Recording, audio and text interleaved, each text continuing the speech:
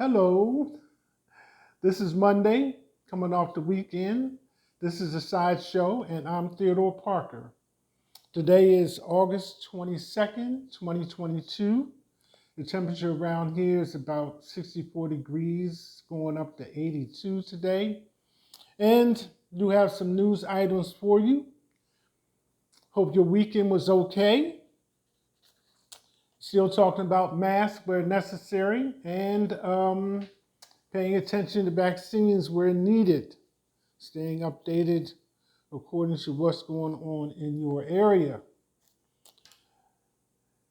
Speaking of Donald Trump, so you can't get him in the news, can't get him out the news, but just to stay up to speed on what's going on with him, um, I found an article that listed the things that he's involved with, especially since there's some talk about him running again in the 2024 elections. So this is an updated list of notable and established lawsuits against Donald Trump. Number one, White House documents: did Trump mishandle classified material? Well, according to the FBI investigation, we know that several people kind of went off about that and decided they were going to attack the FBI buildings located, I guess, in that area in other cities. Subsequently, one person was killed. But I heard 11 boxes. Now it's been updated to 15 boxes. And they went back for more, the FBI did. So that's number one on the hit parade. January 6th, and overturning the election, House Select Committee and the Justice Department. Next one is 2020 elections, efforts to overturn Georgia results. Some of this is ongoing in the news even as I speak. The Trump Organization, New York Attorney General criminal and civil investigations. I think that was kind of related to him inflating the prices of his properties so that he could secure higher loans. The Trump Organization New York DA criminal investigation. Then there's personal finances, litigation with niece Mary Trump. It seems that several members of her family, including one judge, tried to misguide her about the amount that she was due and that they were siphoning off funds and trying to take her money. Then there's a defamation suit over Trump's denial of rape claims by E. Jean Carroll. This was supposed to have happened in the 1990s at a department store, but Trump said she was not his type, so therefore she was able to file a defamation suit. Michael Cohen claims of retaliation against Trump and Barr. And then the ongoing quest for tax returns. Will Congress see them? This was started in 2019. I think every year, whoever's running for political office, especially president, has to present a statement of their taxes, which he has not done as of yet, so I understand. Then there are January 6 lawsuits by police officers merged with Democratic lawmakers. So all that's going on as well. I was amazed, well, I guess it's been a week or so now since this small town thing. I thought it was South Carolina, but actually it was North Carolina. And they had a whole entire police department resign. So I took it upon myself, and then I saw another article recently that some other cities had the same situation occur, and it came to be a list of about 5 or 6 places where small town police departments' entire police force had resigned.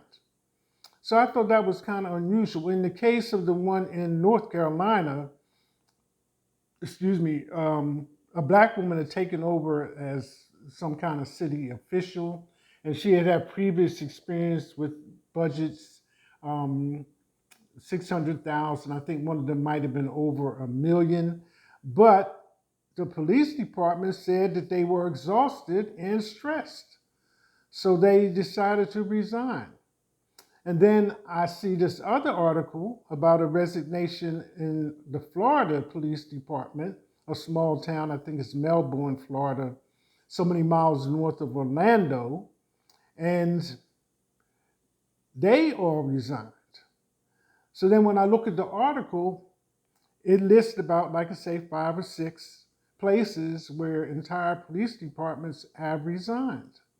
And I thought that was kind of unusual because, like one mayor said, it was without notice. They just all walked out. And this is police departments. I think the one in Florida is servicing a community of 822.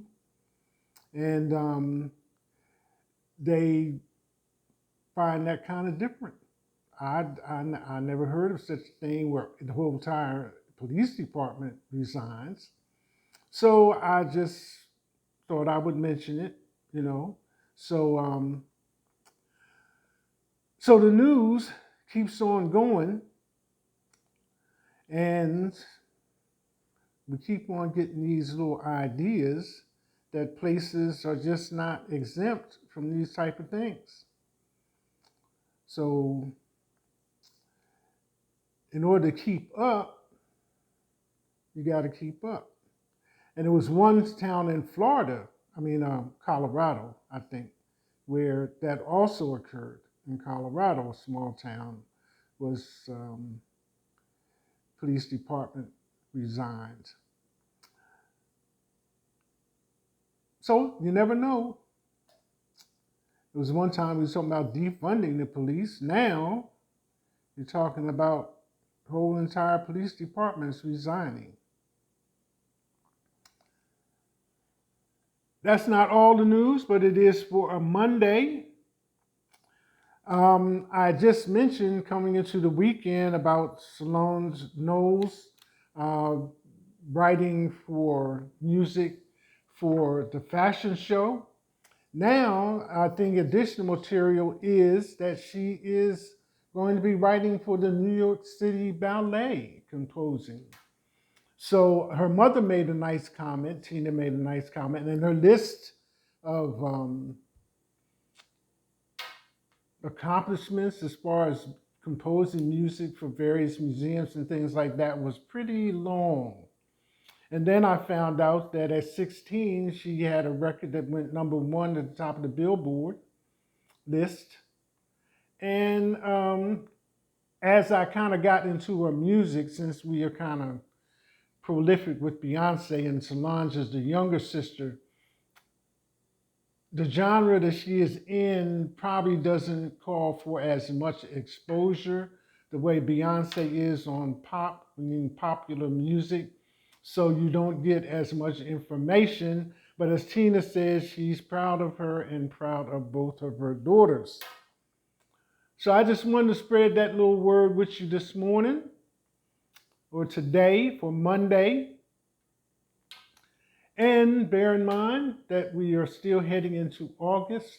Got some heat. We had some rain over the weekend. Oh, another thing I found out.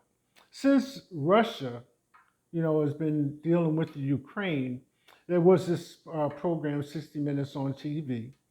And it had a segment on, if you haven't heard, then I'm about to tell you, there was a daughter of one of Russia's big wigs that was killed in a car bomb explosion, which people say was meant for her father.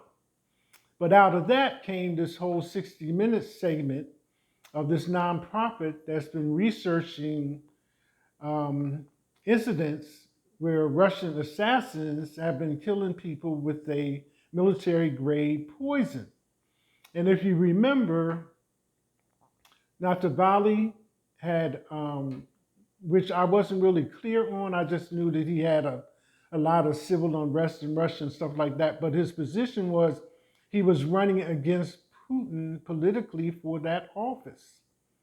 So he left Russia, did some other things, found out he was poisoned on his trail, went back to a German hospital, got cured, came back to Russia, and subsequently under arrest. But it seems like this nonprofit, through information that just came up on people's posting things, has put together a timeline on how Russian assassins have been trying to kill people or have been successfully killing people all along. And this bombing is like the latest of things, with their method of preference is the military grade poison that Naftali had been subject to and is now in prison. So that kind of struck me because you have ideas about people and what goes on, quote unquote, behind the scenes and who's connected to who and who's connected to what. But this thing on 60 Minutes was kind of explicit, had pictures and everything else like that. And I finally got clear on Natalie's position connected now to this car bombing of this Russian's daughter, where a car bomb was meant for him.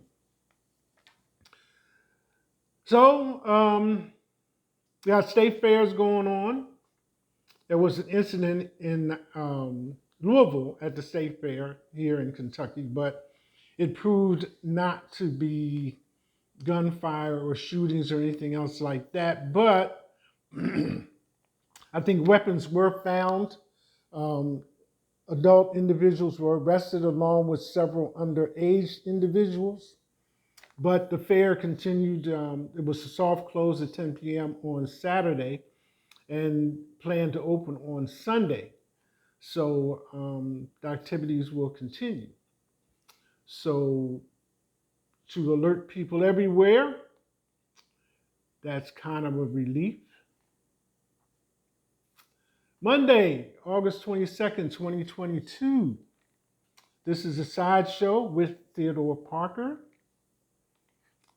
That's it. Hashtag.